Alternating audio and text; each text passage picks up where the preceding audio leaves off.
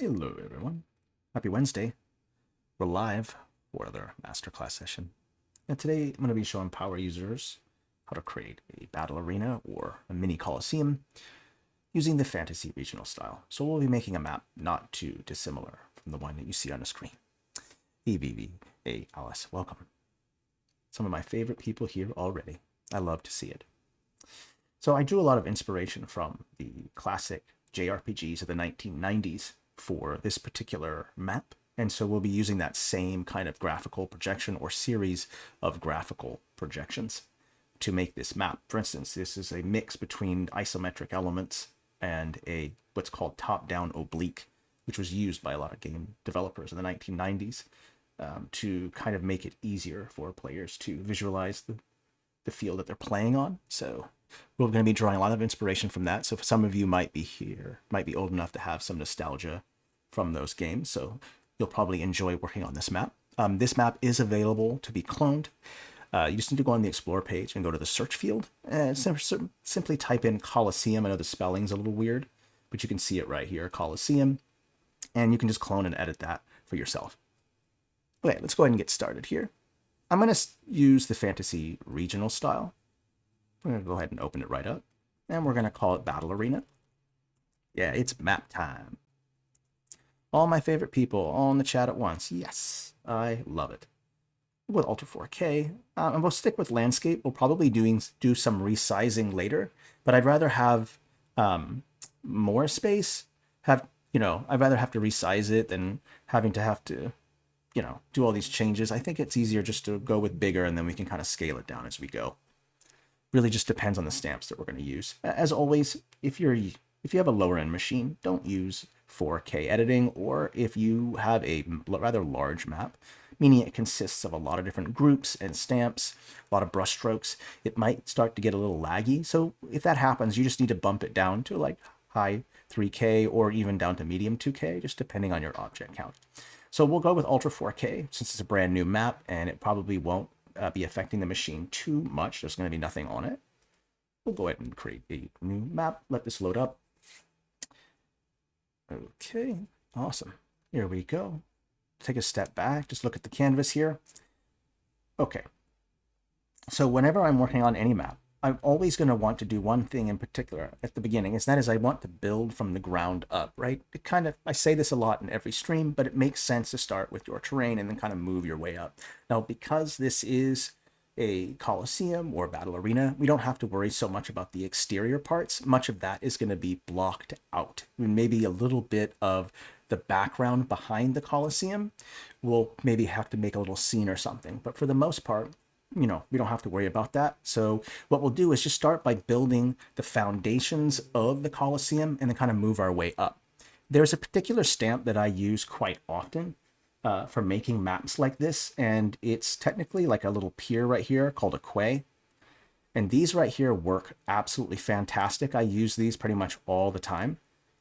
They work great. There's some things about them that make them not particularly great. In some instances, there is, as you can see, some waterline underneath of that. But you can always get rid of that with a clipping mask or not worry about it too much. Maybe it's just coming out of the ground, things like that. And what I'll also do is I think I'm just going to desaturate it so that I don't have to worry about conflicting colors.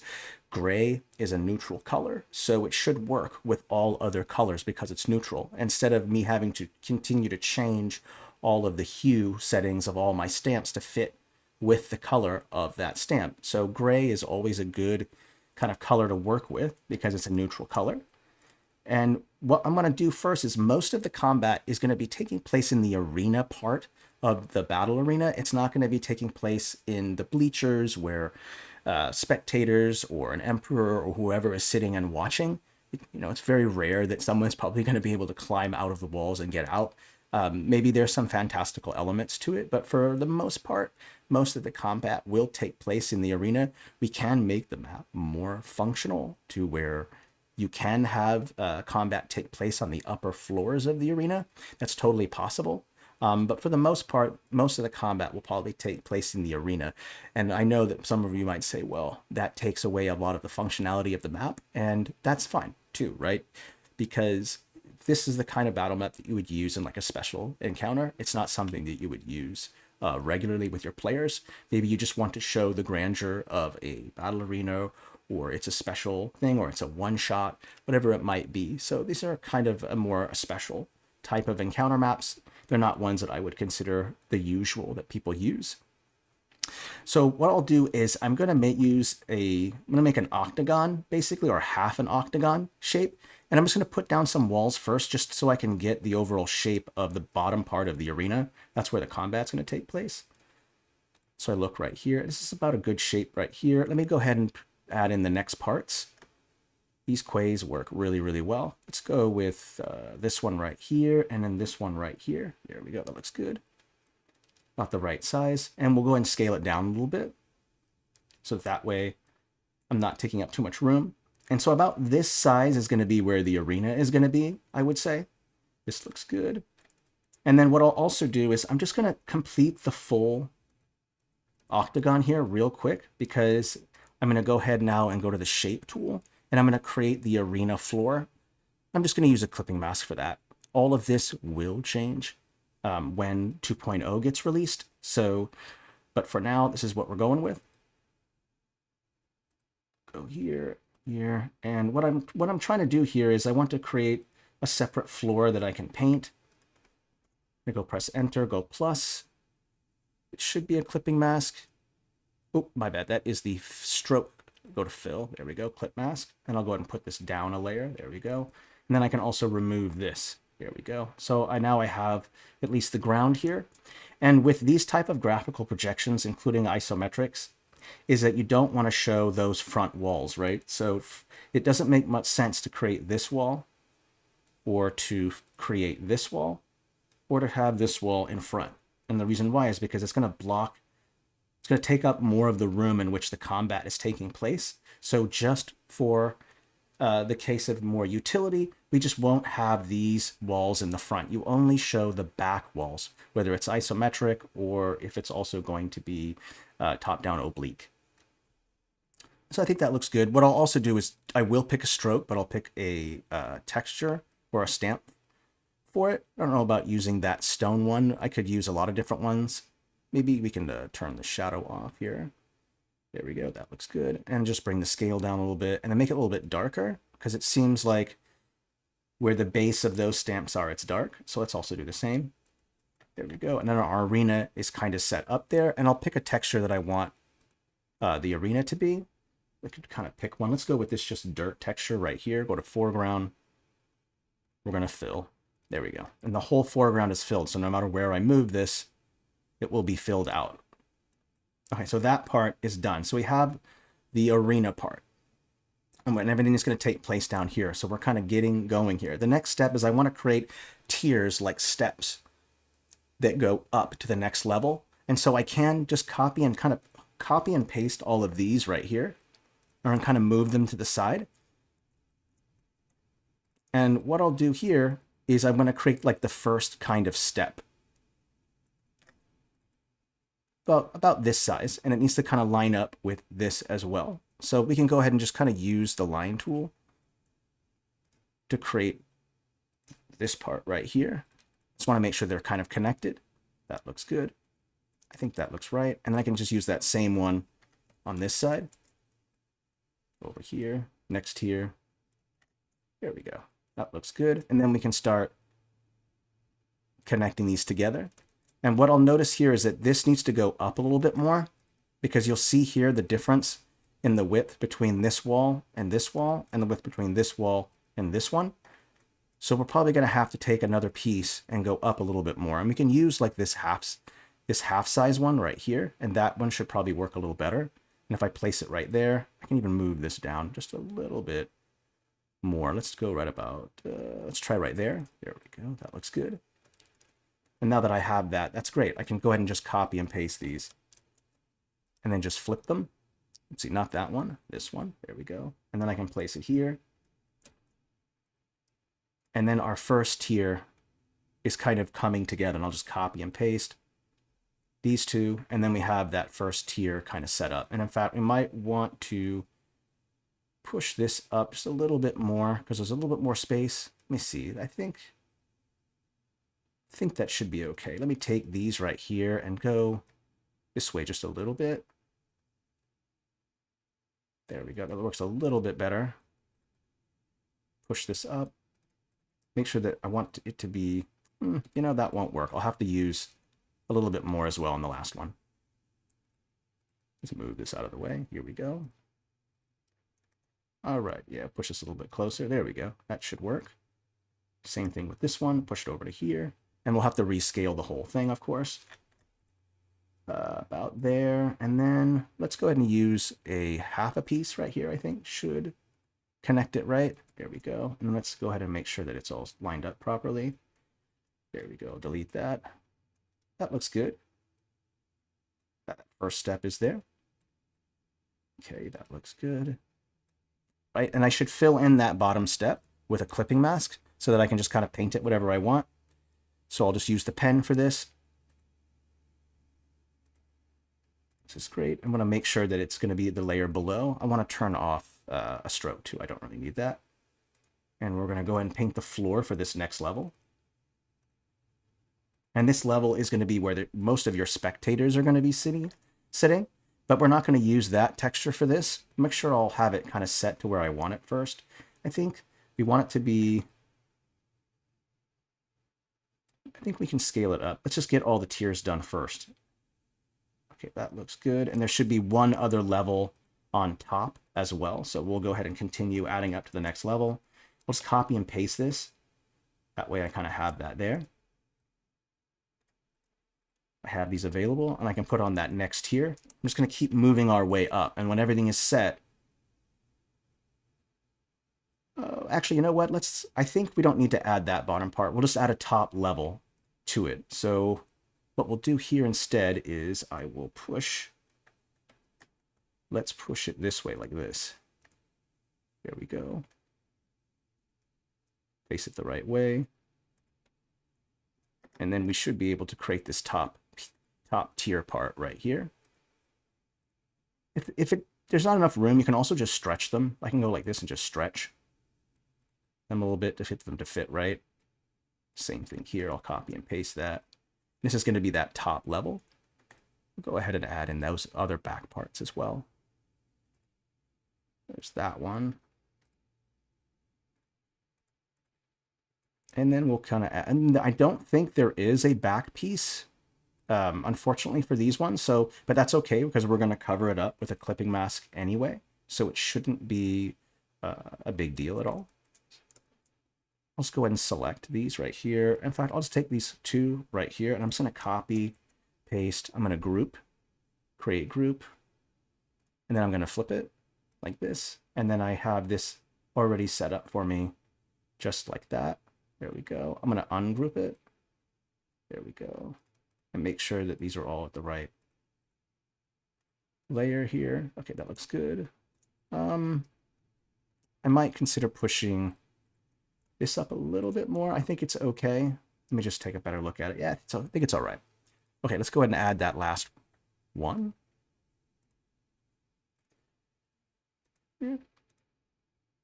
So you kind of get the general idea on how I'm putting it together. I'll make the frame of the whole structure using the wall sections or these quays. And then from there, I'll fill them in with a clipping mask. And then that way, and I'll push these back a layer so that they're behind. There we go. That's good. Oopsie. And I kind of noticed that there is a stroke on there. There we go. That looks good. Okay, so I think we've got that first part kind of set together. We'll have to create more of the cross-sectional parts. That's these down here. This is where those cross-sectional parts are. But I just want to get the scale right, get it kind of where I want it. I think about this size looks good. Make sure there's enough room right here. Thank you, by the way. Appreciate that in the chat, saying so. Yeah, it's a good step. And then what we'll do is I'll go ahead and pick a texture. And I use this one constantly. In fact, I usually mix and match this pavement, this one, and this one to get really nice effects, because one pavement, this one right here, is kind of a, let me scale this up real quick so you can kind of see it. I'm going to scale this up. And when I apply this, you'll kind of notice something. Like it's nice and big, and they're kind of these strange shapes. They're not like bricks or anything like that. What I will do is desaturate it though, so it's the same kind of gray. This is kind of happens a lot when you're mix matching things and moving things around. So I will desaturate this real quick. And to show that this scale, like this is kind of a bigger structure, I'll bring the scale down. And then also I can also change this and just bring the brightness down a little bit to try to match that same brightness there. And I'll just go ahead and fill in the whole thing. I'll probably do various brightnesses on each level to show height. One cool trick is to use different darknesses or brightnesses for them. I'll show you that in just a moment. Let's also remove the softness on this so it's a little bit easier. I find it's easier to paint in things that have been framed in when you are doing it with a harder brush. Soft brush just kind of makes it get in the way of things. So there's that first part. And then I should take that same texture that I just used and just make a darker version of it. So maybe about 80. And then when I apply it down here like this, you'll kind of notice that it creates this illusion of height, right? Because you have one brighter at the top, a middle darkness at the bottom. And then when you go down to the very bottom, that brown space there, we should bring the brightness down a little bit further, just a little bit further to follow the same logic. And then it will create this illusion of depth using contrasts. It's a pretty typical technique in art, but it comes together rather well. So I think you get the overall idea. And then from there, we can also just bring the brightness down on these stamps right here as well, just to kind of get the overall aesthetic right. So I can go in here and just bring the brightness down just a hair.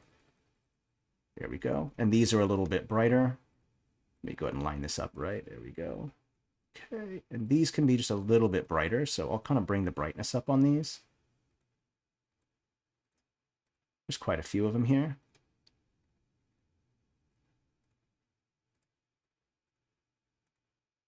I think I got them all. Let's bring the brightness up just a little bit.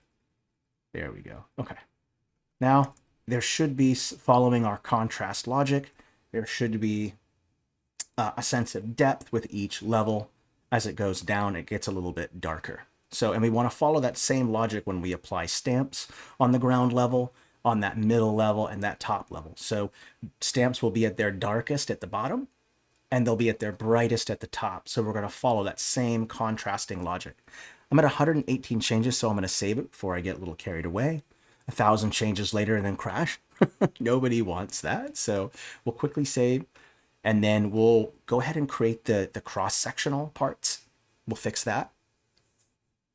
Yeah, contrasts are a great trick, and I'm not the only one who does it. There are tons of people on our Discord who do this trick, and it is a really, really good one.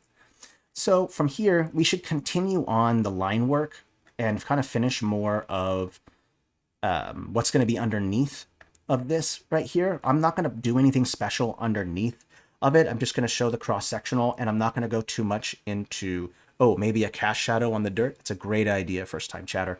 And we will get to that because shadows and light are saved more towards the end, right? Because it's really difficult to add light and shadow when there's nothing for it to interact with, right? So it's always best to do that last. But it's a great idea, and I like that. Shading can completely, oh yeah, just like what the musical rogue is saying here. Shading can completely transform a map, absolutely. So definitely, awesome, great suggestion, by the way. Hey, another first-time chatter. Great. Love it, love seeing new people here, that's great. Good to have you. Okay, so we should continue on working on that. We could use these same stamps right here. We could just use these if we wanted to, just for continuity. They can act as kind of the beams that are holding it up. Why not, right? Less work. Why go look for more stamps to use when you can just use what's already there? It's a good start. So we'll use these. And then we'll create the ground line. It's going to connect it like this. So that should work good. And I'll make sure to connect these right. There we go. And I'll just take the same one and copy and paste it. There we go. That looks good. All right, that looks good. I think overall we got the cross-sectional working in there, and we'll probably fill that up with some texture inside of there as well. Why don't we, since we're not going to put any details down there, we can actually use a fill texture instead. I think that will work a little bit easier. we'll use the pen, and we're going to make sure merge is off, of course. I'll take it down a layer or two just to make sure it's on the right layer. And the fill I'm going to be using is from Fantasy Battle Maps. So I'll kind of open that up real quick, and there should be this cobble. And the reason why I'm doing that is I want to use a similar texture or a similar type of texture to the pillars that I'm using. So you have this core texture right here. And remember, we're going to follow that logic of contrast. So I'll bring the brightness down a little bit like this. But we're going to make it darker. We're going to make it darker than the than those stone lines that we have, because this is a place where there's going to be very little lighting. Remember, it's where the foundation is. It's underneath. You could just do straight black, but there's no need to do that. I think we should just use this instead. And then what I'll do is I'll use the pen and then make sure there's no stroke. And I'm just going to fill in the space right here like this. Go to plus. And then I think that looks good. I'd say the texture is a little too big, so we'll just bring it down like this. And then what I should do is just make it a little bit darker. There we go. That way it's going to, and the reason why I'm making it dark is, remember, two reasons. One, for the contrast, it's in a dark enclosed space, but also because I want those pillars, these things right here, to pop out more, right? I want these to pop out. And so by making this darker, these will pop out more. I can continue to kind of add, like I could continue to make the space go across like this if I want, like that, to show some more support. If you wanted to show even more supports, you could just continue making a bunch. Like you could show maybe in the interior, we want to show some wooden supports. So why don't we remove that stone, or we'll put that back, sorry. And then we'll change this stroke to wood instead. So what I'll do is I'll go into here and type in wood.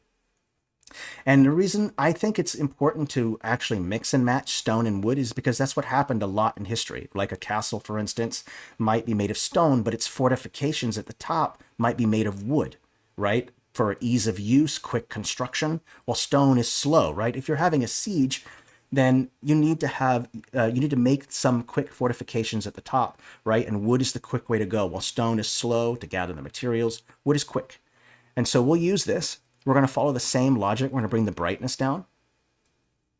We'll bring the scale up a little bit. And to reinforce the shape, why don't we make a series of X's like this? And let's bring them down a couple layers.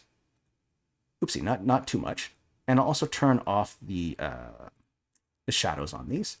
So we'll use a series of these kind of X's to create more support, as you would kind of expect. So we want some more support. We'll do that. Let's go ahead and we can probably do both of them. So I'll select them both, copy, paste. Oops, we might have to bring up a layer. There we go. Another one like this, and then another one right here like this. There we go. And now you have your nice supports holding up that. So that works out rather well. We'll go ahead and copy and paste pretty much everything that we have here.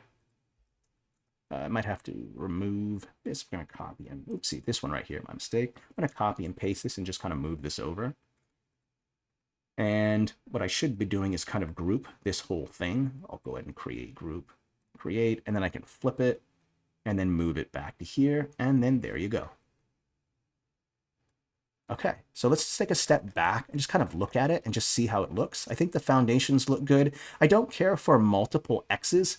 What might be fun is to change up the design just a hair to make it more interesting. So why don't we instead go with a different design?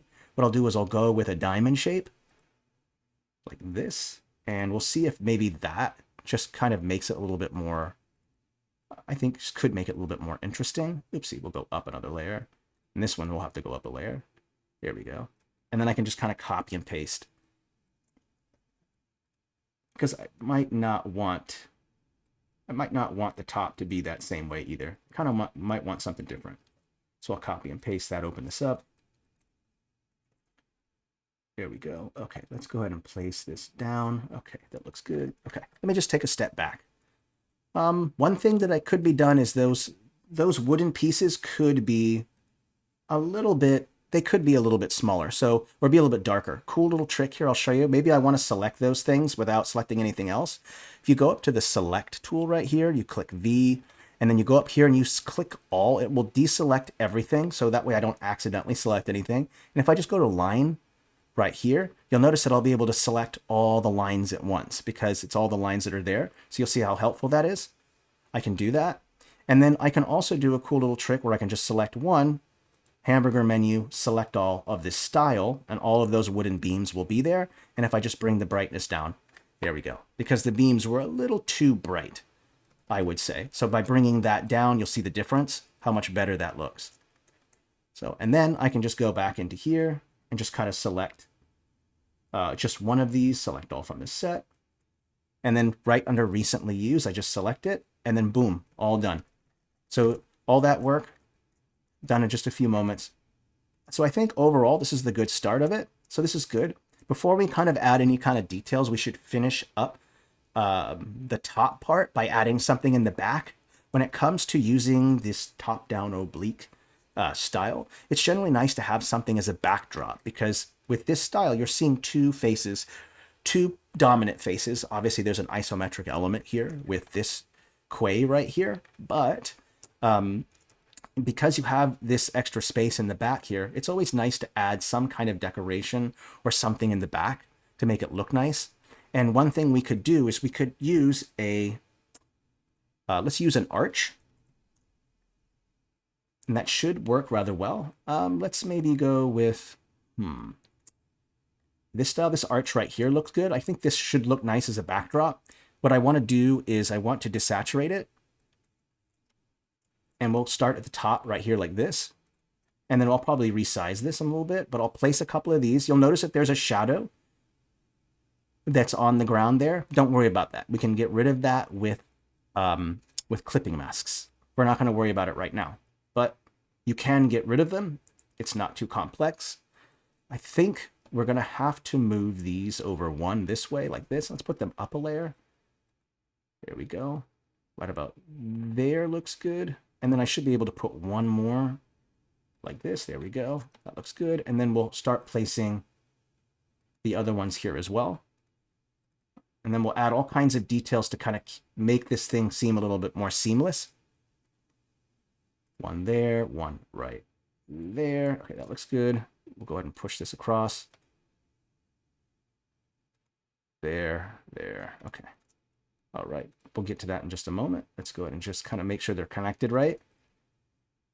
This will give us the nice backdrop that we want. We might want to we might have to resize because I want to show that top part a little bit too. So I think that would be kind of nice. I'm also just going to fill the BG layer with the color black so that way, oopsie, that's the background. It's an FG fill. This structure will pop out a lot more by having black.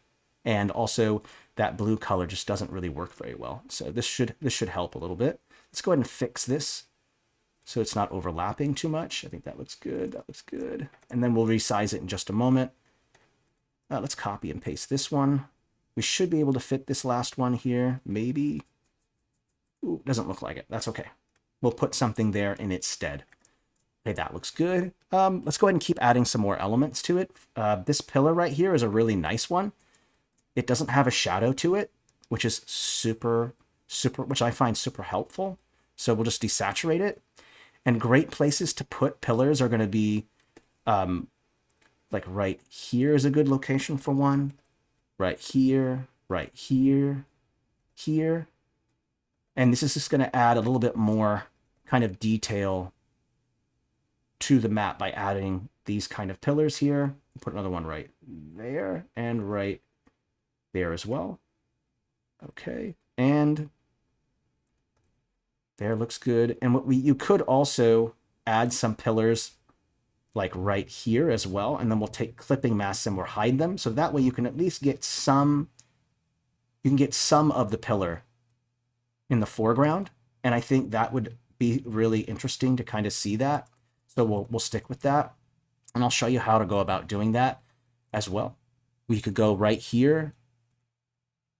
Turn off stroke, go to fill, go to your brush like this, and we're going to go ahead and just go right on top, just like that. And then I'll put this up on top. Where are these at? These are at 2. Okay, push this up 1. There we go. And I'll say about that much room for the pillar looks good, so I can just kind of do that. And what I'll do is I'll just make one for now, and then I can just copy and paste it. So let's go ahead and these two right here, and then we can take the shape tool, that black. We'll do fill color black. We're going to create the top of the pillar. I think that should do it. Let's scale it up. There we go. That looks good. And then we'll go ahead and create group. Oopsie. I might have accidentally selected something I didn't mean to. Create group. There we go. And when 2.0 comes out, there'll be a much easier way to do this. But I think this will just be a nice touch, so that way there's at least a nice little pillars here. We'll line them up. There we go. Looks good. Oh, this one's off a little bit. We'll line that up with that one. Same thing with this one. We got to line it up right. There we go. Okay, this looks good. All right, so now we have those pillars there. That's going to be extremely helpful. I didn't even have that in the original one that I made, so that's kind of a nice little touch there. That looks good, and we'll use those same pillars again right up here, only this time we'll bring that brightness back up, and we'll put them in just the exact same, we'll put them in the usual places, right? Just right on kind of each section right here like this. This will give extra support. It will also just look more interesting. There we go, that looks good. And then I'll probably just do the same thing here as well. I'll put some pillars just right up against here as well, just to kind of cover up the seams and just to give it a little bit more interesting look to it. There we go. Yeah, the bottom pillars are nice. Yeah, once 2.0 comes out, you'll be able to do this so much easier. You'll just be able to just erase a section of a stamp at will with layers. So I'm excited about that. Okay, I might have to select this whole thing right here. Let's unselect that. And what I can do is I just scale this down. Just so, oopsie, not that, my mistake. Let's remove these top pieces here. Oopsie, there's one more there, right there, and that one. Let me take a look. Yeah, there we go. I'm going to go ahead and just kind of bring this down a little bit so that way it's not hanging off the edge there. There we go. Yep, 100%. Okay, thanks first time chatter, absolutely. Yeah, I use this trick all the time when I'm making isometric stuff, both in 1.0 and the 2.0 version. But it's a great little trick because I kind of find that what makes these kind of maps look really good is a little bit of overlap. And so just showing the hint of these, but having them cut off, just continues on the continuity of the line of the arena floor. It continues on the line of the pillars. It's just an overall nice aesthetic touch that isn't necessary, but it actually adds up. When you do little aesthetic touches like this, it really, really adds up the end. It really pays off and makes the map a little bit more interesting, I think. Okay, we're at 162 changes. So let's quickly save, and then we can kind of do kind of the next step. We might want to start putting together sections, the back walls for the top part with more pillars. We'll probably have to get to that. Is there a side view one? Nope, doesn't look like it, so that's okay. Let's go ahead and put something there to replace that empty space there. And I think this right here might work really well. It's big, it kind of fits the space. And if we just desaturate it a little bit, let's bring it down one layer. There we go. Just so I can put stuff on top of it. And if I just copy and paste this, put it across, and then there we go. It should complete that section. And if you want, you could even put another wall section here if you wanted to in front. You could also do that. That's up to you. Like just put another wall section right here, copy, paste. Oopsie, not that, my mistake. But you could put this wall section here again if you wanted to have a little bit more details here like this. So you could do that. I could just copy and paste this, flip it, and then just put it right here like this. And that should continue on some of the wall sections. That kind of works. There we go. All right, we're kind of finishing it out overall. I think this looks good. Okay. Let me just take a step back and kind of look at things. Yep, this looks good. Overall, I'm kind of pleased with the way that it's kind of going, and we can kind of now just kind of move our way up. And since the majority of things are going to take place in the arena, we'll start down in the arena first. And some of the first things we should create are access. And by access, I mean like doors, gates. Like how is it that the players get into the arena, right? So throwing in some kind of gate is helpful. So we'll create a wooden one. This could kind of maybe represent the gate in which the human players come out of, or some species. And then we could also use this other gate right here to have like maybe creatures come out of. And to show the difference, we could just bring the scale down to show that this is a smaller person's door, and this is a much larger door for maybe like creatures and stuff. We'll desaturate it. We can put it over here. Or if you want, you could even put the door kind of right here like this, if you wanted to. It doesn't take up too much space, but it also makes it adjacent to where the humans or the other, where your players might be come out of. It wouldn't make much sense to have the beasts and your characters coming out at the exact have two doors right next to each other. It's best to kind of have maybe the door that leads to the creatures coming in to be on the other side. So it's kind of a choice that you have to make. I mean, it is going to take away the utility of this space down here for combat, but you'll notice that the arena is quite large, and so there's a lot of room here. I made the arena particularly large for that reason. And you can do all kinds of things to make the arena more interesting. For instance, it's really flat right now. So if you wanted to not have it be so flat, you could like maybe have a pillar that fell down. Now you have something to interact with. Or maybe the pillar fell over this way and it kind of creates a little way for your players to climb up and then go up to this section here. There's a lot of things that you could do here. You could add in palisades. Let's go with maybe a trap door of some kind. So if we go to fantasy battle maps, and the stamps from this style will work because we are doing like a top-down oblique type of thing. So we can just type in trap, and you'll notice that there are these trap doors here. This double trap door right here, I think, is probably the best choice because it's big enough for things to come out of it, whether it's people or maybe a machine comes out of it and starts swirling around. I'm not really sure, but we'll put that there. And we should bring the brightness down. Remember, we're going to follow that logic about the brightness. It doesn't have to be in the center. We could just like move it over to the side right here if you want. If you prefer it to be like this. I kind of prefer it to be this way a little bit. I think that makes a little bit more sense since the structure goes up in this direction. So the lines of the grain of the wood will also follow that same direction. And I try not to center things. Center doesn't make a lot of sense. That's where a lot of the combat's going to take place. So if I put this to the side here, it can still be used, like the door can be opened and then maybe players get pushed down it. So some kind of trap door will be helpful. You can even do some foreshortening a little bit like this by just transforming it, because right now it's just pure kind of top down. It's kind of just pure orthographic top down.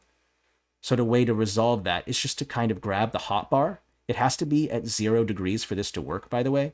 As soon as you move it any other degree, the hotbars go away. So it's now at 0 degrees, and then you can just do some foreshortening by simply just doing this. And that should fit a little bit better with the design. And this is what happens a lot in video game design as well. They will not use pure top-down oblique because to add a little bit of foreshortening to the top or the bottom part will make it a little bit more interesting. Okay, so we've got that. I think the foreshortening helped there. Let's add in some palisades. We want things for your players to interact with. If there's not things to interact with, it doesn't get fun. So one thing that I like to use are some of these little palisades right here. These work great, and because it's in this style, have them just kind of face upward, and then you can create a series of traps like this. We'll follow that same logic of bringing the brightness down. And then you can also do a little trick with shadows. Custom object shadow. There we go. And then I'll just go ahead and make the blur big enough. And then I'm just going to move this aside here a little bit. And if I change the vertical part, just put the shadow right underneath like that. Let me bring the intensity down. There we go. And then we have this nice shadow, cast shadow that's kind of built into the stamp. And it will make it look like it's kind of propped up more instead of just laying there on the ground. It's a little bit more propped up because it has a shadow underneath of it. So that should make it a little bit more obvious to tell. So I think that's a good thing to add in any of these. You can even put these in front of each other like this to create some overlap, which is helpful. You could put them up against a wall right here to create some overlap. That is up to you and how you really want to go about doing it. But these palisades are a great choice. I use them all the time. Another good Another good thing to put on here is some blood, right? We want some blood, some details. Maybe we want to mix in the dirt with some different, like some cracks or something like that. Let's, why don't we look for blood here? I don't really care for the blood from fantasy battle maps. I actually prefer the blood from the watercolor battle map style. If I just go to watercolor battle map, it's going to load that style, and then I'll type in blood. Yeah, I would say that the blood from fantasy battle maps is a little too pooly. Like it's very pooled blood. It's not splattered, which kind of makes a little more sense. Oh yeah, there's also that sci-fi blood. That's a good choice there. And what I'll do is I'll take the blood stamp, and I think the blend mode that it's at is just fine. And I mentioned this in previous streams, but if you wanted to show that like a battle had just previously taken place here and people had died, bring the opacity at full 100%. But if you wanted to show that there were blood stains over time, that it kind of faded away, then just drop the opacity a little bit, and then you'll be able to show this kind of idea that there's been like stains on the ground. So let's go ahead and just create a bunch of blood here, right here, and then let's also bring the opacity up and show some spots where there was like some recent combat that took place. So we'll take one right here, this bigger one right here, bring the opacity up a little bit more. There we go, a little bit brighter there. Let's also take a bigger one with some splatter right there, and then another one. Let's put it just right by the gate. Someone died right as the gate opened. There we go, that looks good. Oop, these are all a little too close together and all the same size. So let's change up the scale. There we go. And then let's get some of the splatter one. These ones right here where you have some of the splatter. These are good ones. So let's go ahead and just add a couple of these. There we go. I like to have a bigger pool of blood, kind of, and then to add a little splatter everywhere. Just kind of a nice little effect to add in there. Let's go put another splatter right there, and then one right there. Let's just rotate that real quick. There we go. That looks good. And then also we're probably going to want to, right now the ground doesn't look like there's been a lot of moving around or shuffling. So we should probably show use some kind of alpha texture to break up just how flat and how uninteresting that texture kind of looks by itself. So what I'll do here is I'll go to sci-fi battle maps. There is a nice dirt there. You can also use dry grass, and I normally use that the most, but other people have been suggesting other stuff to me, and I definitely want to step out and kind of showcase other textures. So there is a dirt alpha texture that's actually quite good here. This one right here, it's called dirt. This works pretty well. I'll go to FG. Don't forget to have your softness off, and you kind of just apply a little bit of dirt kind of here and there. That should break up that a little bit. Let's put some dirt right where these things are at, nice and hard there. And then also, I think I will use the dry grass as well, just to get some lighter texture. You notice here that a lot of the textures down there are super dark, and on purpose because of the contrast, but it doesn't hurt to also throw in some lighter contrast to make it a little bit more interesting. So I can go ahead and just bring the brightness down just a bit, and then I'll bring the opacity down, and I can just go ahead and just, oopsie, I forgot, I should have the soft. Whenever you're using an alpha, you probably want to have the softness all the way up. And we'll bring the opacity down a little bit, and then I'll just kind of apply some of this drier, lighter color, and this will add in some nice contrasts into it, which I think will look nice. Let's move this over to here, maybe. I think right there looks good. There, okay. All right, so you got a lot of blood there, and you can also throw in like a light source as well on top of it, just to show that the light is kind of coming down into the arena space. So that also works pretty well. Let's go ahead and save it at 134 changes. And then we'll kind of give this bottom floor a break, and we'll add more nitty-gritty details later. We'll move up to the next floor. And this mid floor right here, this is going to be basically where the seating is. And what I'll do here is I think I will create some stairs that go up to this upper level right here. Okay. And what I'll do is the quay has some stairs to it. If I go to regional, there's a quay, and we're going to use clipping mask to kind of hide some of the problems with it. So there is some issues with the quay's stairs. I'll show you how to fix those. But here's the quay stair right here. And it might look good like right here in the center, kind of moving its way kind of up to this next level. Because remember, we talked about access, right? How do people get up to this upper level up here? And so there always has to be some kind of access. So if I just place that there, and then I can just take a clipping mask again, a clipping mask fill, I'll bring up a layer and then use the pen, and then we're just going to hide this piece. We're going to hide this bottom part right here a little bit, so it's not there anymore. Go to plus. There we go. And then you have that stair there. Okay. Yeah, the pit's a little crowded, but you can always remove things as you need to. Okay. All right. That looks good. Why don't we, you know what? Sometimes I like to frame my stairs with some pillars on the side. It's just kind of a nice little detail to kind of throw in there. So they were there anyway, so we'll add those. And that's just going to lead right up into this next section up here. And what I should do now is just kind of remove the shadows from this. I'll do that in a little bit though, because I think at the top I'll add some statues, maybe some patron games, gods, that kind of stuff. We can throw that stuff in there. But first I'll focus on this middle section. What could work well for like a seating is to use these docks. They're not ideal, but I think they should work overall as like a bleacher stand.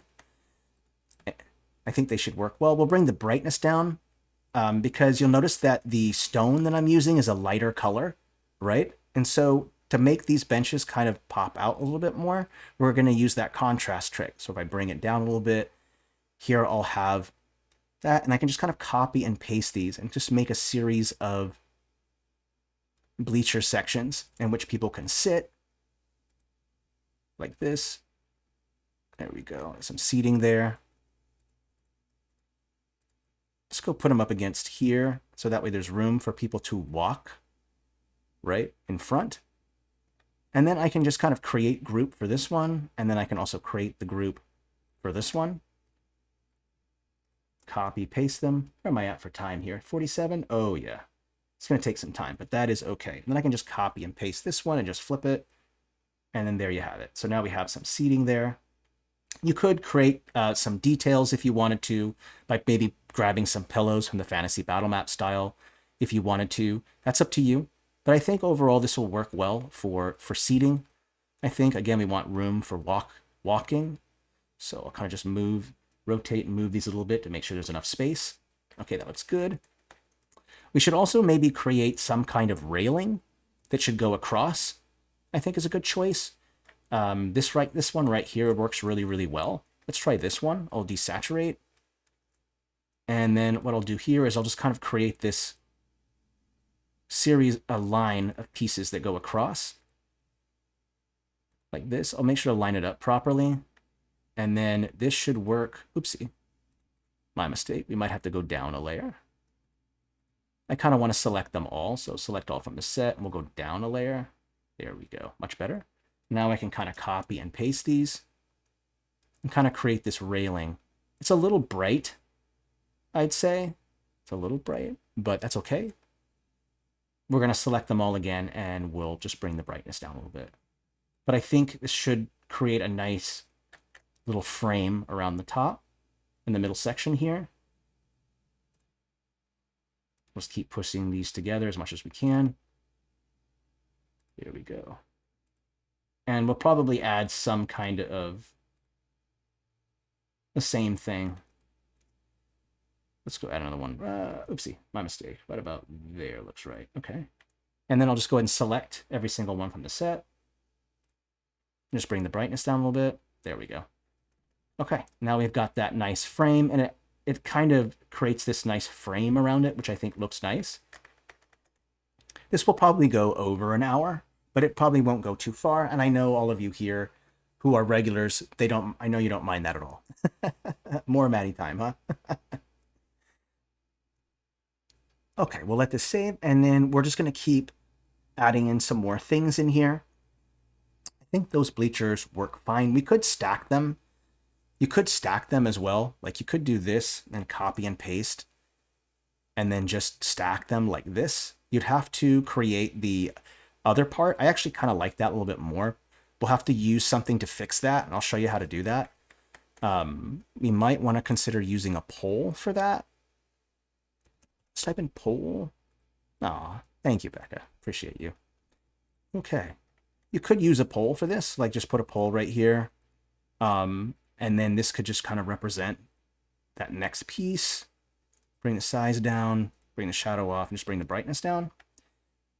We could bring the contrast down a little bit, bring the saturation down. There we go. It fits a little bit better that way. There you go. And so now you can have like this kind of stadium seating. If you wanted to have that, you totally could.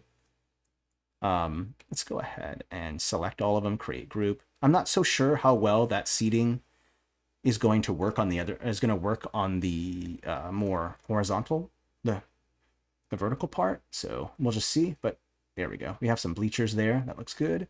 And then you can always paint underneath of the bleachers. You could take that same texture that's underneath or just use a color of your choice. Why don't we just use this same texture and just bring the brightness down? There we go. And then if I just apply that, you'll see I have a little shadow underneath of it, and that will create this illusion of shadow. So I just go underneath. Now you have some shadows there. That's kind of nice. Now I don't know about doing the other part. Let's try that. We'll copy, paste, put this on top. I'm not so sure how well this will work. That, it looks a little tight. Yeah, it seems a little tight. Like, I'm not so sure that that will fit there. We could try it, though. Let's just go do it anyway. Okay. Here we go. Oopsie, I kind of made a mistake there. Why don't we change the height a little bit? There we go. Just want it to line up properly. There we go. And then I should be able to group all of this stuff. Create group. There we go. And then I wonder if I can push this down a layer to where, there we go. Cool. All right, so there is enough walking room. I noticed that some of this is jutting out right here too. We'll have to fix that in just a moment. Let's go ahead and copy paste this, and then we'll flip it. That is one bloody bench. And then we'll push up against here. There we go. And that should be enough room now for bleachers. Yeah, that's much better. I didn't even do that in the first one I made. So that turns out a lot better. Great. Okay, let's push it in a little bit more. Cool. All right, just want to make sure that there's enough walking room in between. Again, there might not be any combat taking place on this middle and upper sections. Again, I kind of feel most of the combat will be on here, but, you know, there's magic spells that make you float, and there's dragons that can pick you up, and all that fun stuff. So I'll try to make these upper levels as functional as possible, but they probably won't be as functional as this bottom floor, obviously, to be perfectly honest with you. Okay. Let's just take a look. I think that looks good. Okay, let's go ahead and fix that mistake right here. This right here, we should hide that because that is just going to get in the way. So let's go plus. There we go. Is it on the same side on this side as well? No. Cool. There we go. Just want to make sure. Okay. Yeah, that looks good for now. We can go ahead and move up to that next floor. Oh, it's nice to see still so many people here. That's great.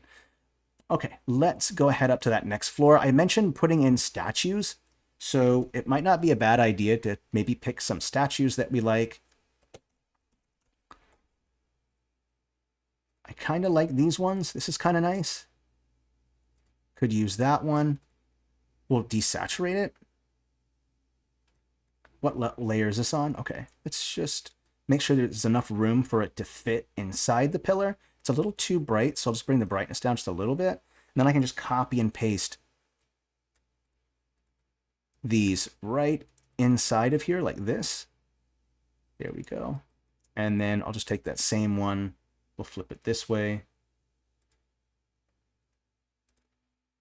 There we go. I think that looks good. And then we can pick some kind of statue for the center part. Let's maybe use this one right here. Let's desaturate. I think it might be a little too dark. We'll have to bring up the brightness a little bit. There we go. Okay. We'll copy and paste. There we go. And then I'll just flip it the other direction. Copy, paste. There we go. Okay, so now we have some statues kind of lining the top. That looks good. Why don't we also remove the shadows that are on the ground? Because these are kind of conflicting with what we're trying to do here. So what I'll do is I'll remove these shadows inside of here like this. And I'll just start here on this side first by just kind of removing these. Go to plus here, make sure the stroke is off. Okay, that section is done. I just do little sections at a time because I don't want to try to do it all in one single pass. What I'll end up doing is I'll just try to tackle one section at a time. This just makes it easier for you to deal with instead of doing it all at once. So we'll go ahead and place that there, copy, paste, plus. There we go, that looks good, cool. This is gonna help a lot with continuity with the shadows because maybe we want to paint our own shadows on instead, right? And they don't have to be perfect. It's okay if some of the shadows are also popping out a little bit. Like some of the sections of shadows are going to be there. That's okay. It'll blend out when you start adding in some filters. It will start to diminish some of the shadow work a little bit. You'll kind of notice that. Let's go ahead and just do this larger section right here. Not too big. And when you are doing those larger sections, just make sure that you use the pen and that you also, oopsie, there's a section right there that I should probably undo real quick. I literally will be cutting that off and I don't want to do that. So it doesn't have to be perfect. Again, the filters are going to hide a lot of the shadow stuff, especially when you use like old paper or something that adds a lot of like gritty artifacts on it. It starts to diminish some of the shadows. So let's go ahead and just try to get as much of this as we can. Again, it doesn't have to be perfect. You just want it to the bulk of those shadows to kind of go away. And I don't even mind if these get cut off a little bit. Oopsie, I put escape. Oops. All of that for nothing, huh? There we go. This is why I do smaller sections. This is why I do smaller sections. Oh no, I got it, good. I was like, oh no. There we go, okay. Cool. This is a little bit more on the time-consuming side, but it totally pays off. Plus, let me just take a step back real quick so you can kind of just see the difference between adding the shadow, getting rid of the shadow, and then having it there. Yeah, this is definitely, in Deadworks, I definitely got the inspiration from JRPGs from the 1990s. So this is, and they used a very similar graphical projection that I'm using here. It's again, it's kind of a mix of multiple graphical projections, isometric, as well as top-down oblique, but also there's some foreshortening as well. All things that game designers, video game level designers do to make it the map more easier to work with. Because with perspective, without 3D perspective becomes kind of difficult a little bit. So this is just kind of a good way to translate a functional battle space. Okay, here we go. We're almost done. There we go. Cool. I think for the most part, that looks good. There are probably some spaces that there's a little bit of shadow probably somewhere on the side somewhere, but I think for the most part, that looks good. And I don't mind that it's cut off a little bit on these edges there. I think it just looks more interesting when you do it that way. There we go. Okay, I think that looks good. Cool. Yeah, we'll have to resize it. Why don't we save it and then we'll resize so that we have more space at the top. This is what I was talking about. You're probably going to end up doing some resizes. So we'll save it. And then we're going to decorate the top part by adding in maybe some interesting flourishing, some kind of design of some sort. So we'll put that on there and see what we can do. Just kind of give it a moment to save. And then we'll go over to the grid tool. We're going to go resize from region. I'm going to go snap to grid. And then I'll go ahead and just create, I still want to create a little bit of space between that way. And then right about here, I want to have enough room at the top. I'll even create a little bit more room here at the bottom. Create a little bit of room here at the top for anything else that I want to put. So let's make it go up about that far. Looks good. And then we'll confirm. I'm going to unclick for new map, remove objects. Save and proceed. And then what we'll do is it will save the old map, which I already saved, so it doesn't need to. And then it will create a new map with the new dimensions of the editor. Okay. And then now you can kind of see that it's kind of filled in more and I've got more space at the top.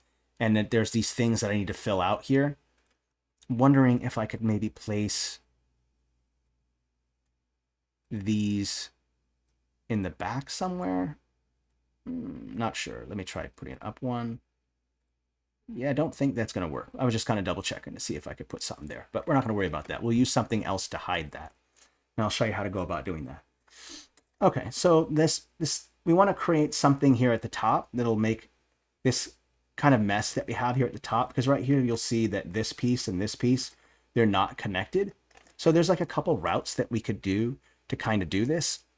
Oop, by the way, I'll have to save it again because it looks like it didn't save all the changes. So we'll save it and then it will be ready. Okay, let this kind of pop. Save.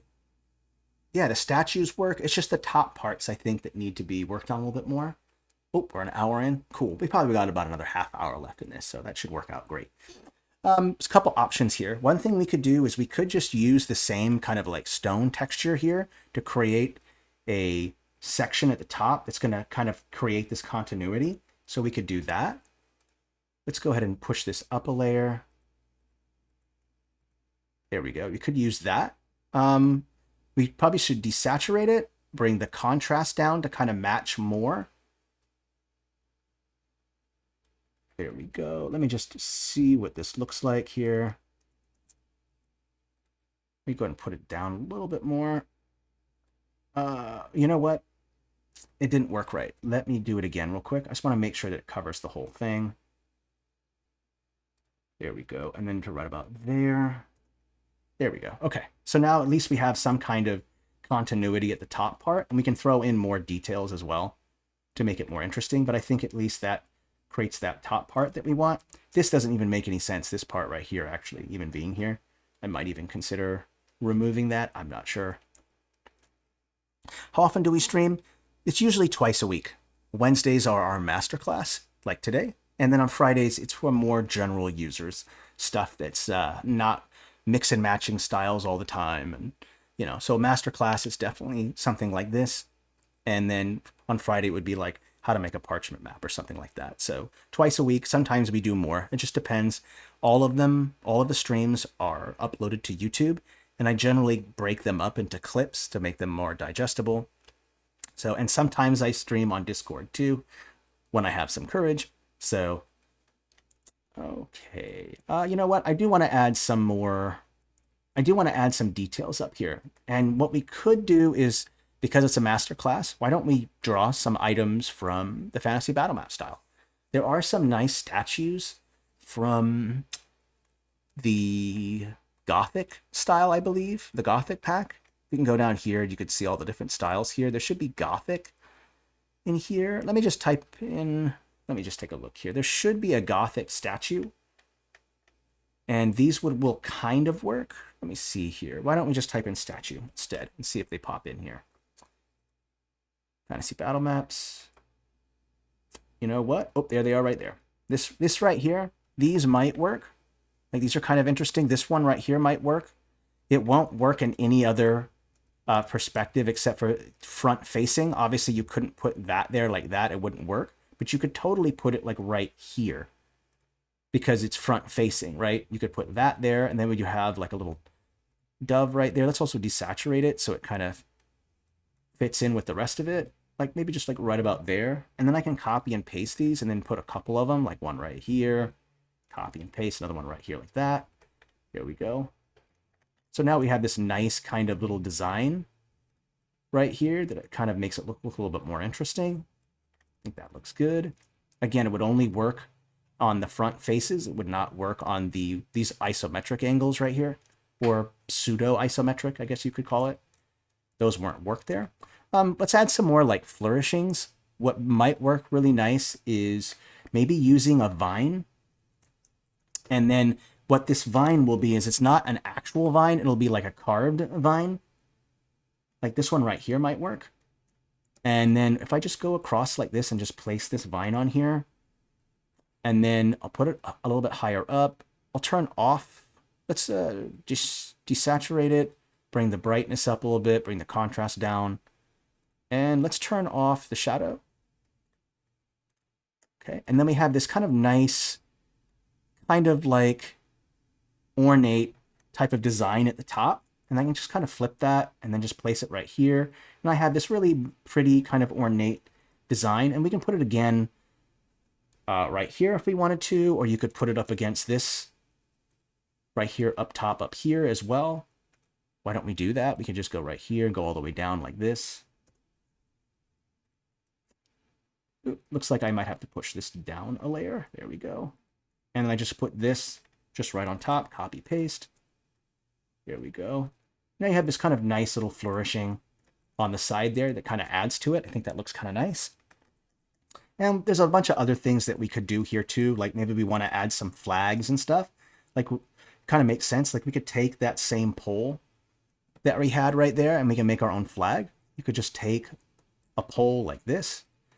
Make sure that the face at the top, this pole right here, see this face right here, this circular face, make sure that's up top, okay? If it's down here, that doesn't make any sense, right? Because it's gonna have two faces. The front, that's this long part of the stamp is the front face, and this circular face right here at the top is the top part of the face. So you're gonna have to have those facing upward for this to work. And then I can really just take whatever I want to act as a flag. For instance, I could use a curtain if I wanted to. Like a curtain would work just fine. Let's go with maybe red. I think what might look good here is like a kind of a reddish color. So let's just use this one right here and we'll change it to get a better color out of it. So what I'll do is I'll bump the saturation all the way up. That way I can really tell the color. And then I'm going to bump that contrast way up. And then I'm going to go ahead and change that hue and look for that either like a pink color. And then if I start bringing the brightness down, you'll bring out some of the red. So kind of a nice little trick that I've kind of used in the past to get it to work. So let's just bring the flag down this size, right about there looks good. And then why don't we put something on top of it as well?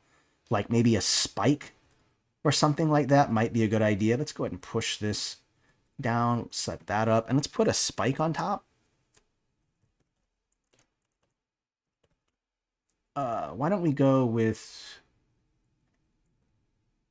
maybe a tall one, like this might look good. Little spike right there. Let's push it up a layer.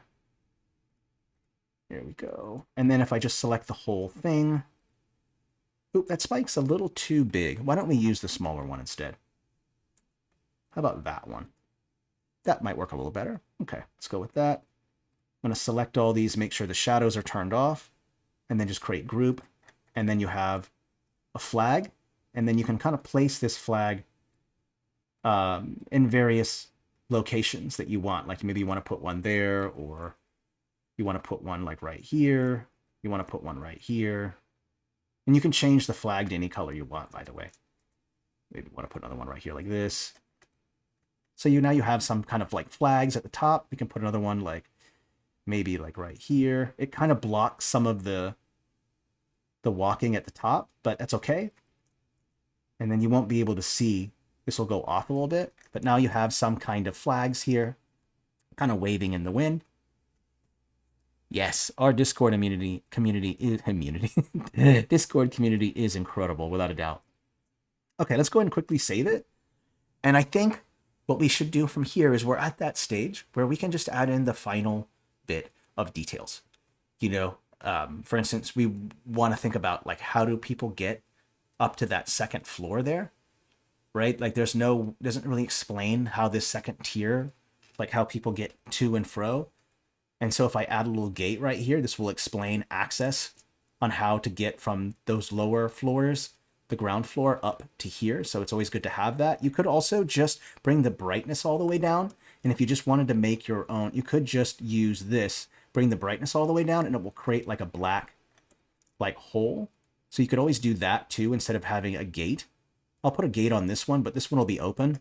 And if you wanted to double up on that access, you could put another one right here like this, and then you have two doors that give access up to here, right? You always need to think about access, right? How do people get to and fro? You always have this same access problem when you're also doing a battle map or a world map. You have to figure out how is there access to get to these locations, these places. So we'll find that helpful. I think what we should also do is throw in just some minor details. I think like crates and barrels are always a great choice for details. If you don't know what to add for a detail, throw in a good old crate. You never go wrong with it. So I'll just type in crate. And these crates could be things like something that holds food. It could be something that for the vendors, it could be something whatever, right? It could be a number of things. So what we'll do is we'll put in a couple of crates and barrels in there. Let's take a look here. Let's bring the scale. Make sure that I got the scale right here. There's about the size of the door. Here's this. Okay. You put a crate right there. Here's kind of an empty crate. We could also put that up on top of the bleacher. I think that's a good choice. Let's put it right here in this corner, or right here might be good on that bleacher. This one right here. Let's maybe put it also on a bleacher.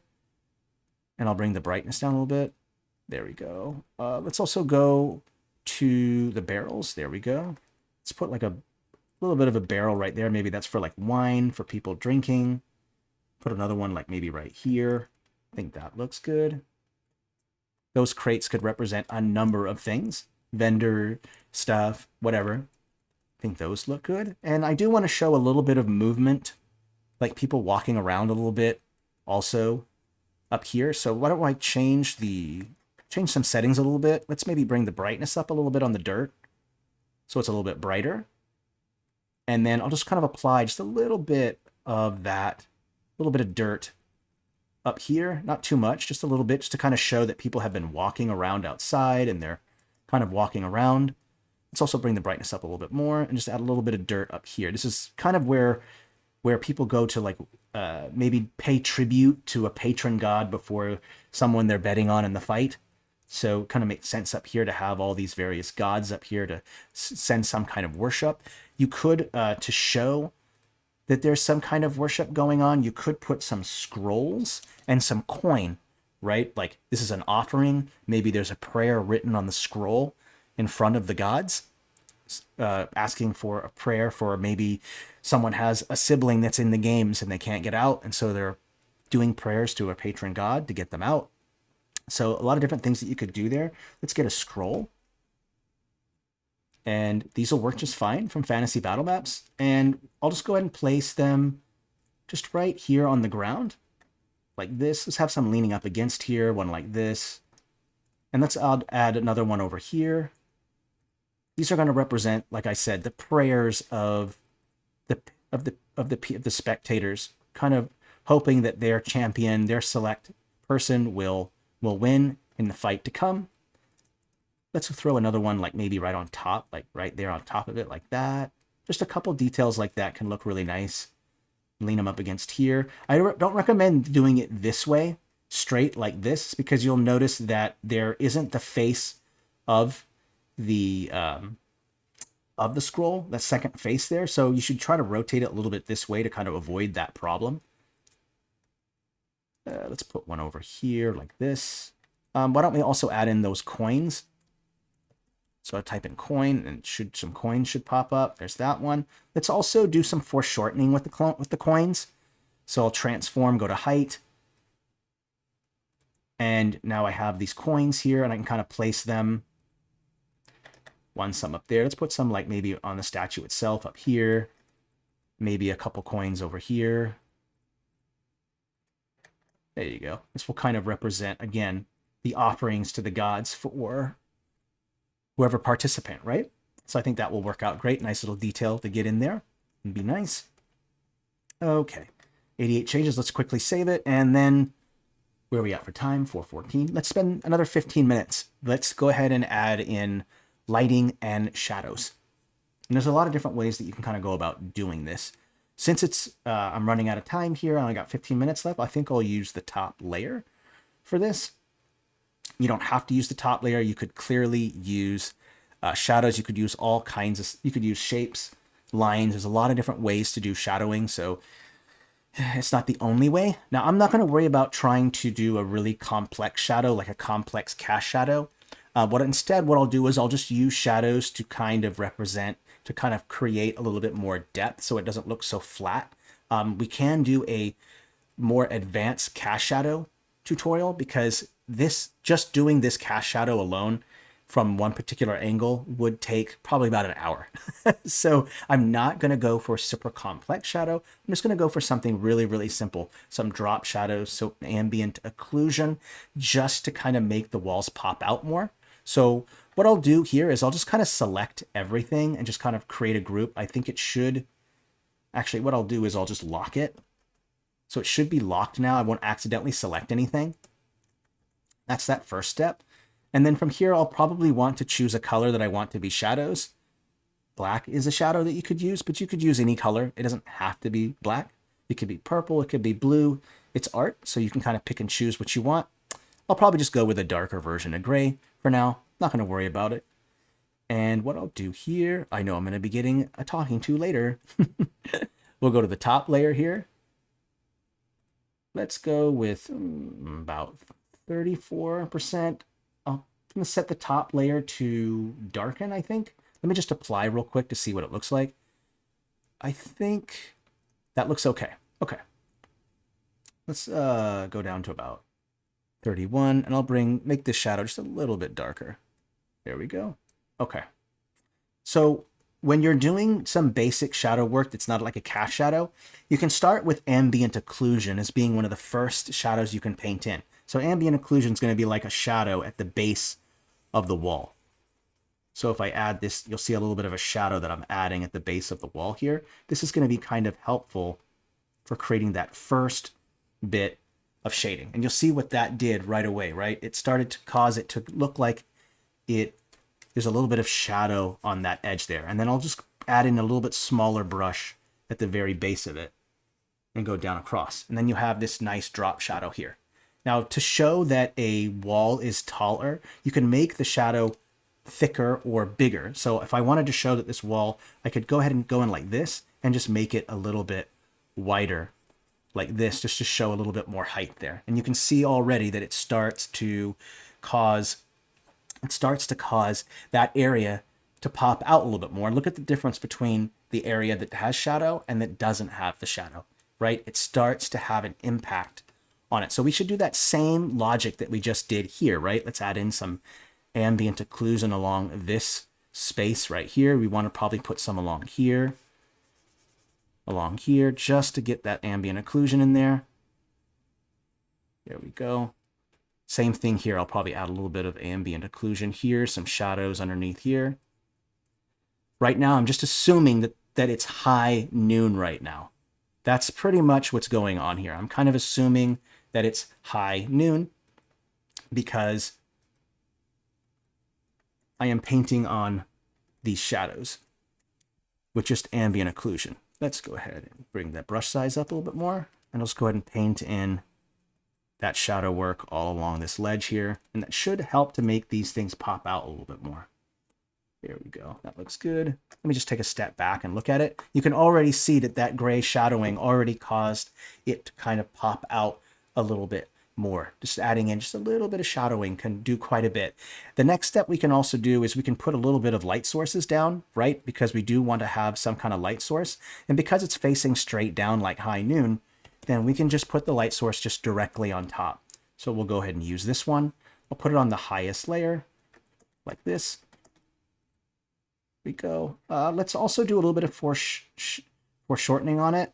We'll make it nice and big like this. There we go. And I'll put it right in the center there, kind of like that. We can also make it just a little bit bigger. There we go. Okay. And then when you add in that light source, that should work. Let me see here. Should I bring the opacity down a little bit? Let's take a look. Yeah, bring the opacity down a little bit. There we go. And then you could also put light sources up on these higher bits up here as well, as you would kind of expect. So I'll just put a little bit of lights here as well up here, and I'll bring the opacity down on those just a little bit. A little too much light, so I'll just bring the opacity down a little bit. There we go. And put a little bit of light up at the top there. There we go. You'll see the shadow starts to kind of cause it to kind of pop out more, just adding a little bit of layering of shadow there. I find that to be particularly helpful. Let's go ahead and put in a little bit of shadow in some areas here, along here. Let's put one along this pillar right here to kind of represent that the stair recedes back a little bit there. We're just going to continue adding some shadow along these ledges here. We'll add some shadow along here. Also at the base of the shadow, at the base of the statues is a good choice. Yeah, you know what? In fact, the cast shadow thing is so advanced that even I have to do a little bit of more research before I even try to explain it. Because I'm still learning too. Like, I make a lot of maps and I like to do this stuff, but I am still learning as well. And almost every single person here that I've collaborated with has taught me new things. So I'm always kind of learning and expanding. Okay, let's go ahead and save it. We'll take a step back and then we'll do that last bit of thing. And that is just, we'll add in some, we'll add in maybe the railing for the top part, and then we'll add in some filters. I noticed that I did not add the railing at the top. So we'll do that real quick. All right. Yeah, overall, I think it looks okay. Yeah, I'd say it's overall, it's not too bad. Okay, let's go ahead and lock that. Let's look for this. Oopsie. Let me unlock everything real quick. That should probably help. There we go. And I'm just going to go ahead and select this piece right here. Copy, paste, put it up at top. I think right there looks good. Just want to add in that last bit of railing in there. Looks good. Oopsie, I might have to push this up a layer because I forgot about the clipping masks, and that's okay. Push this up. There we go. Okay. All right. And then we'll just continue adding in this railing here. Doesn't make much sense to have that bottom level have that railing and then not have this same railing up on this upper floor. Doesn't really kind of make any sense. So to fix that, we'll just do that. There we go. Okay, cool. Overall, it's looking good. Oopsie, I think it's covering a little bit of the top of the pillars there. Oops. There's other details you can put on there. I would put some boulders on top of that so that you have kind of a circular kind of design at the top. I'm not sure what those were called, but you could put boulders at the top of these that would hide the inconsistency of the little pinnacle, that little finial at the top there. You could hide that by putting a boulder on top. Boulders are always a nice little circular touch. It kind of makes it look a little bit more interesting. So we've added that railing around there. Let's go ahead and select all and we'll lock it again. And then we'll use some filters here. So the first filter that I generally use is we could use a vignette filter, and that vignette should add in a little bit more darker bits to this part down here, which is kind of nice. That's kind of helpful. What's also kind of helpful is to maybe use a color filter of some kind to make all of the things work out a little bit better. So if I go like red sky here, we could add that. Let's go ahead and bring the opacity down. Could bring red sky up just a little bit, and that should bring out some of the red colors, make it a little bit more scenic. I think that looks good. We could also add some more, we could add in a couple more artifacts to the ground to make it more interesting. So we could go to Inkarnate, this Inkarnate tag up here, and then what I can do is I'll use like old paper or a texture like that, like this one right here. I'll set it to repeat and then set the blend mode to overlay. And if I turn it off, you can see what it looks like, but it adds a little bit more grit to it. I usually don't have it at 100% because it's too much. So I'll bring it down. I'll bring the opacity down a little bit so you can kind of see. But if I bring the opacity up about here or so, you can get that extra little bit of grit in it. Now, when you do use old paper, it does have this tendency to make the map a little bit darker because of those artifacts. So if that does happen, you just go over to color adjustment, and then you can use that to bump up the brightness so you're not losing a lot of that darkness. And you can also bump up the saturation if you want it to be more saturated. Maybe you want it to be a little bit more gloomy and a little bit more, Dark Souls-ish. Then you could just bump up that contrast, bring that brightness down, and then you have a little bit more atmospheric kind of a dark, atmospheric kind of Dark Souls-like effect there, or maybe you want to just kind of leave it like it was before, right? So it's up to you. I kind of like the Dark Soul kind of effect. I think that's kind of nice. So I'll desaturate it again, and I'll bring that brightness down, and I'll bump up that contrast. There we go. And it kind of has that more doom kind of gloom kind of feel to it. And in fact, I think I'll even bump up some of the old paper effect just a little bit. There we go. Just to give it a little bit more grime and dirt, because I think I'm going to go with a Dark Souls-esque, kind of a grim dark kind of setting here. I think overall this looks good. Let's take a step back. And there's one other thing that you can add. You can also add a clarity filter. This will be particularly helpful, but it should remove any kind of blur that you might find. I'll bring the opacity down a little bit, and then we'll turn that clarity back on. And I'll zoom in so you can see what clarity does, see what happens when I turn it off and when I turn it on. Just kind of adds a little bit more brightness to it, polishes it up a little bit. There we go. So now we have this very Dark Souls-esque type of battle arena. I'll also make sure to make this map clonable. So when I do add this video to YouTube, I'll include the link to this map so that you can use it, edit it, and do what you want with it. But I think overall this is looking pretty good. There's a lot more things that we could do to it. I was going to do a part 2, but I think we got everything that we wanted to. We were able to build all the floors. We were able to add in stadium seating, which I didn't accomplish in the first variation of this. We were able to add in our patron statues, our patron gods, statues. We were able to add in flags. I think we were able to make this overall kind of work out. And again, I really like the Dark Souls aesthetic. It's always a nice little effect. You can always use the color adjustment filters to do a lot of interesting things. You can even change the hue of it as well. Like if I wanted it to have more of a Fey-like look, or maybe I wanted it to have like a bluish like style effect, or maybe I want it to be an undead arena, or maybe I wanted it to, I can bump up the saturation a little bit and then make it like an undead arena, a Fey arena. So kind of cool little tricks that you can kind of do there with the color adjustment filters to give you multiple variations. Fey has been mentioned. All right, well, I think you overall get the idea on how I kind of put it together. You just build from the ground up, the arena space, each floor. You always built with the foundations and the structure, and then you kind of build up, and then you kind of add in all the details later, and then you get to light and shadow, because like I said earlier, it's really hard to apply light and shadow when there's nothing to, that's going to be affected by it, right? No objects to cast a shadow. So you save your lighting and your shadows for later. All right, well, I think that's it. This was a lot of fun. Thank you. You pushed me, and I think we did a better job. This variation is a lot better than the first one that I made that's in the thumbnail for this video. So it turned out great. Thank you. Again, I'll add this to YouTube so that you can watch it in its full length or in clips. All right, please stay safe and healthy, and merry map making, everyone. Please take care.